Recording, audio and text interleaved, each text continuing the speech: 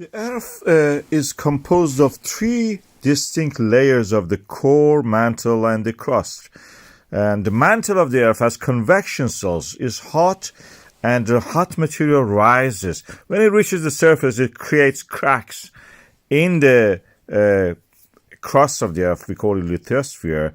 And these cracks, one after another, extend and create eruptions. Magma forms at the base of the Earth crust and then rises and creates this eruption. We have such an example in the Reykjanes Peninsula of Iceland, where sequence of these cracks lead to sequence of eruptions. When one is active, eventually the next one adjacent to it will become also active. We call these things volcanic systems, and we have around 4 or 5 of them in just the Reykjanes Peninsula. We have now the eruption in the area of the Svartsengi, and usually when one starts, it extends all the way to the north of the Iceland eventually. Over centuries this happens. We have the eruption now in the Svartsengi volcanic system. This is started like this. You can see it. And then now we are having a cluster of the earthquakes in the westernmost part of this peninsula, in what is called as a Hengill volcanic system. A series of earthquakes at a depth of 7 to 5 kilometers, concentrated in the small amount of time in a specific location. The current eruption is already seen from this space. We can see it is very big. A huge river of lava is formed, which is flowing all around downhill towards the Svartsengi geothermal power plant and the world-famous Blue Lagoon spa. And it's quite possible that this Hengill system is also preparing to erupt in the coming years or decades. We have to wait and see. I have several videos about this. This is a collection of them. Since the end of the last eruption of the Svartsengi volcanic system in August, we are seeing lots of earthquakes in the area of the Reykjanes Peninsula of Iceland. Many of them are concentrated around this lake, which we call Clearforward. And that is forming along a series of the transform and extension faults that divide the boundary between the Eurasia and North America. The pulling apart of the land in this area create this extension and transferring the movement through those transform faults, the top parts at a shallower angle. And most of it at the moment are concentrated in the Kristofik area. And we can see in the depth model of these earthquakes, they're concentrated around the depth of the 7 to 5 or 4 kilometers. This is the area earthquakes are happening. Earthquakes are practically shatter or fracture zones, creating voids and fractures and pulverizing rocks, creating pathways practically for any kind of fluid that can flow there. It can be water, brine, or even magma. In this case, in this area, if you have a magma reservoir at the depth of the 12 kilometer, which is in the case in the Svartsengi, that can feed these shallower reservoirs, which are formed by these earthquakes, and create a shallow magma reservoir. We have it in the Svartsengi volcanic system, where this shallower reservoir, like an aquifer, fills up and every now and then erupts as a volcano in this area, as a fissure eruption, actually, I should say. For example, in the Svartsengi, we had it in the Reykjanes.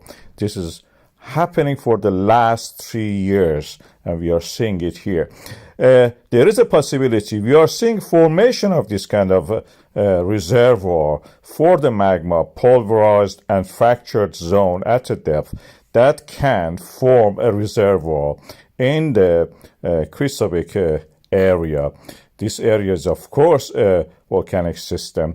Already we had eruption there, and there are lava fields associated to that, which extend for 50 kilometers, even approaching the town of the Reykjavik, the capital of the Iceland. This is a cartoon which shows what I have talked about in this area.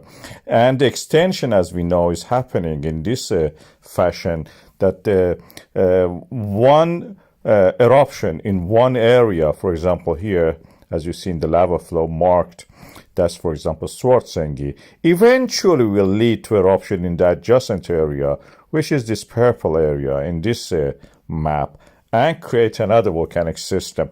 The Svartsengi may cease to erupt, but the Krýsuvík eventually will start and take over. As the eruption gets more difficult in the Svartsengi, Krýsuvík, building its reservoir, will be the next one to erupt.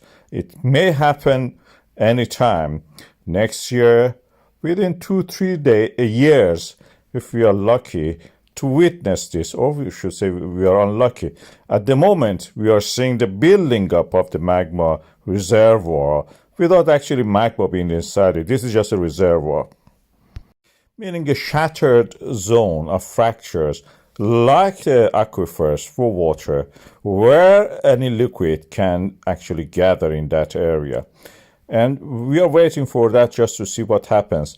I have a video about the situation and what is going to happen in this area, or what is happening, I should say. Please watch that also, which complements what I've said here. We have a series of earthquakes, about 17 of them, concentrated in a small area in the Reykjanes Peninsula of Iceland, around the lake Clearwater. And as you can see here, the timing was interesting just a few minutes ago, and the concentration of them in a certain time. And that was it. When we look at the data closely, we see the depth of them is interesting. I've marked them here, you can see. The depth of the 5 to 7 kilometers, and the magnitude is written here. They're quite small, and when we plot them on a chart in 3 dimensions, you can see that they are restricted to a depth of the 7 to 5 kilometers, magnitude relatively bigger compared to what we have in this area, and in that area we don't have any earthquakes at the moment that is as big as that. Although we have the Svartsengi swarm rising gradually in the middle, you can see that. And the location of them indicates these are related to the Krýsuvík volcanic system, a nasty big volcanic system. When the movement in this peninsula happens, the Krýsuvík and the adjacent volcanic systems draw fault lines. They have to accommodate this. Through the transform faults, as you see here, and this is the jagged line of the transform fault and the normal faults. Transform faults are those ones in the black. I've marked them, the movements of them in the Eurasia and the North America. Eurasia is toward the right. When they pull apart like that, the earthquake happens. And this is the exact definition of this kind of, rupture.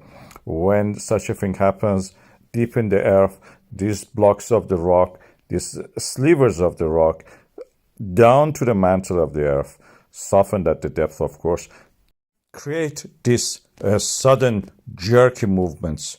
We know they are not related to the magma movement, because when we look at the GPS data for this area, this is Krýsuvík data, you cannot see any change in the GPS data due to the accumulation and rising of the ground due to the accumulation of the magma. Adjacent station also doesn't show anything like that. These are the definition of the word tectonic, and this is what we see here. Sudden, jerky movement which creates rupture and breaking apart of the earth crust. That is tectonic. This is the definition of the rupture, breaking or bursting suddenly. And this is the AI image created when you describe it. Such a thing, something like that. Of course, at the depth, no gap between them. But that is a tectonic rupture of the Krýsuvík to accommodate the movement for the peninsula.